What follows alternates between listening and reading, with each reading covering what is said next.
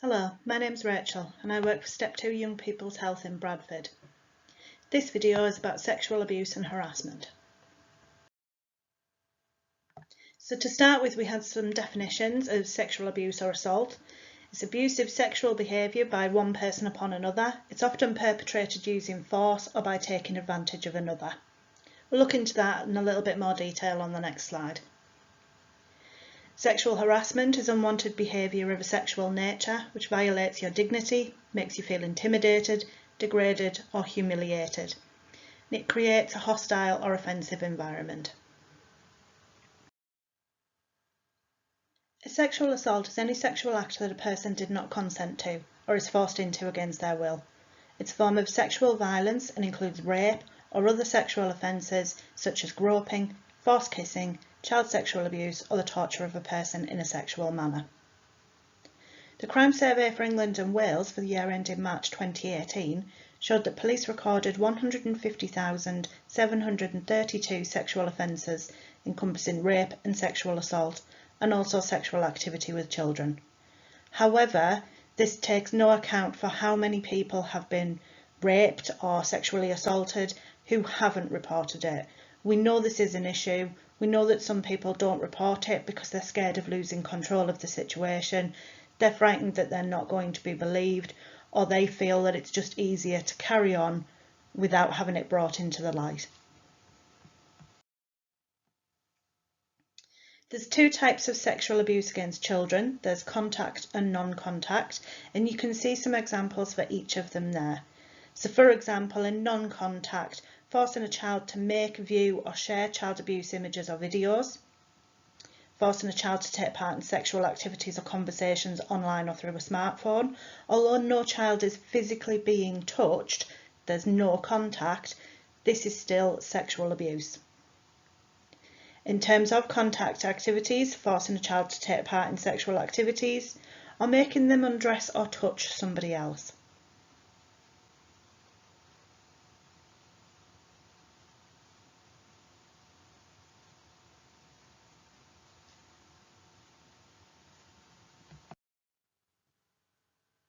Sexual harassment is unwanted behaviour of a sexual nature. It might violate your dignity, make you feel intimidated, degraded or humiliated, but it can also create a hostile or offensive environment.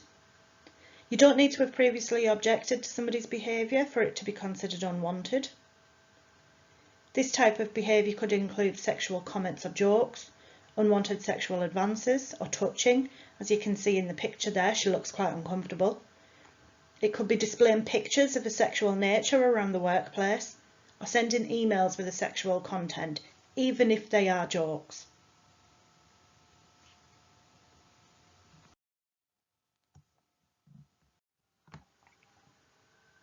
There is a great deal of concern in some areas about rape culture within society, and this is where rape has become more normalised. Some countries in the world actually use rape as a form of punishment.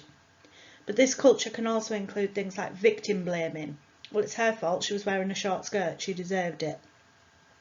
Slut shaming, she's had lots of boyfriends, it's no surprise that this has happened to her. So, sexual objectification, just treating somebody as an object for you to have sex with rather than treating them as the person they are. Trivialising rape, thinking it's unimportant, that it doesn't really happen, that it doesn't matter when it does happen, and refusing to acknowledge the harm caused by sexual violence.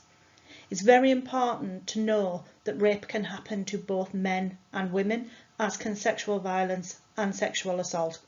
Although in the media we often see that men are the perpetrators and women are the victims, that's not totally representative. We know that some men experience these attacks and we know that some of them choose not to report it. However, some women also choose not to report it, so it's really important to understand that men and women can be both victim and perpetrator. Here are 3 men who have been in the media relating to sexual abuse and harassment. The first one is Bill Cosby. He's a comedian.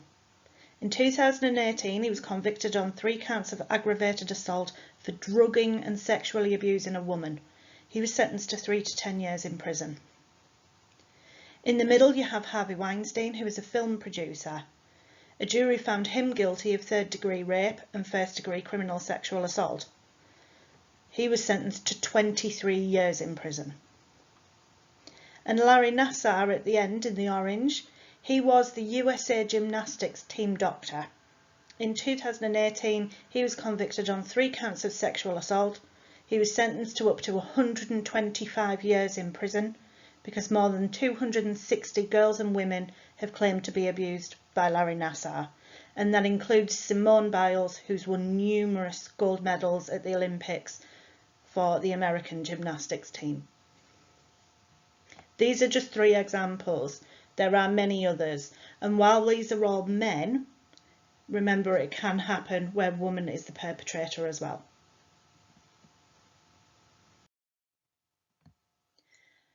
You may be familiar with #MeToo. This is a social media movement that was set up against sexual harassment and sexual abuse, where people publicise their allegations of sex crimes. It spread significantly after the exposure of Harvey Weinstein and the crimes that he'd committed. Since then, a number of Hollywood actors, not just them, but lots of other famous people have come out and given their stories and said that they've also been harassed. A lot of famous women came out against Harvey Weinstein and said that they'd gone to casting calls or gone to discuss films with him, and they'd been made to do various sexual acts, either on themselves or on him, or even just to expose themselves in order to feel like they would get that part in the movie. If they didn't do that, they were told that they would be blacklisted and that they'd never work in Hollywood again.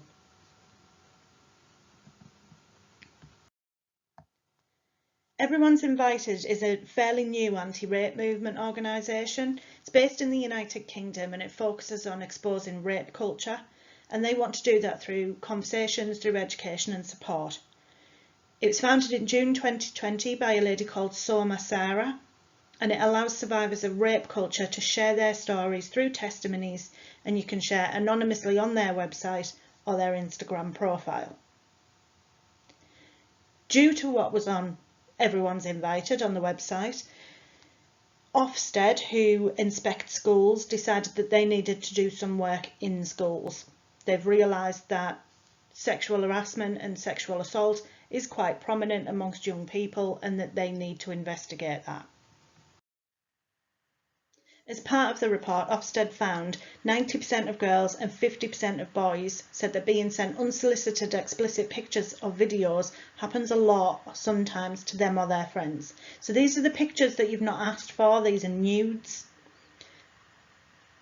They've not been requested, they've been sent regardless. 90% of girls and 50% of boys are saying that happens a lot or sometimes.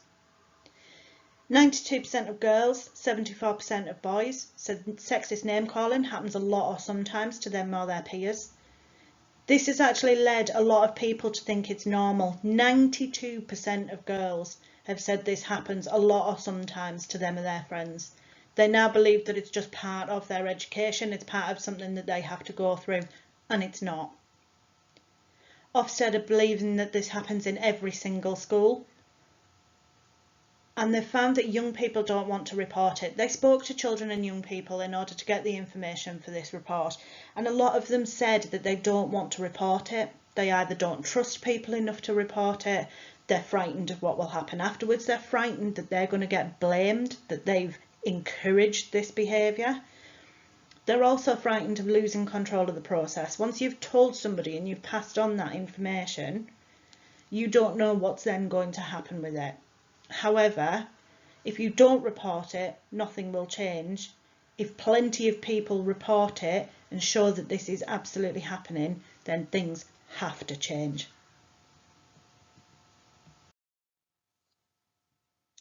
So how can we help to stop it? Well, we can call it out when we hear it. If we hear somebody say something that could be classed as sexual harassment, we need to tell them that. We can politely challenge them and say that it's inappropriate. Or we can educate them and tell them why it's inappropriate. They might not be aware of that. If the victim wants to, we can help them to report it. And if the victim just wants to talk about it, you can do that. You can sit and listen to them. But if you do need more help with it and you're not sure where to get it, here are some organisations. So Bradford Rape Crisis and Sexual Abuse Survivors Service, they will work with all women and girls. I've put their phone number and their web address there, but you can find them by searching Bradford Rape Crisis on Google. Step 2, James and Hale have been working together to deliver some relationships and sex education work in schools in Bradford. You can contact any of them for further help or support. You can see that Step 2 have a number of different social medias. Please feel free to contact anonymously on there if you'd just like to get a little bit of extra support or advice. You can go on the websites for any of the organisations, but please don't suffer in silence. If you need support, get it. Of course, you can always speak to all of your school staff as well.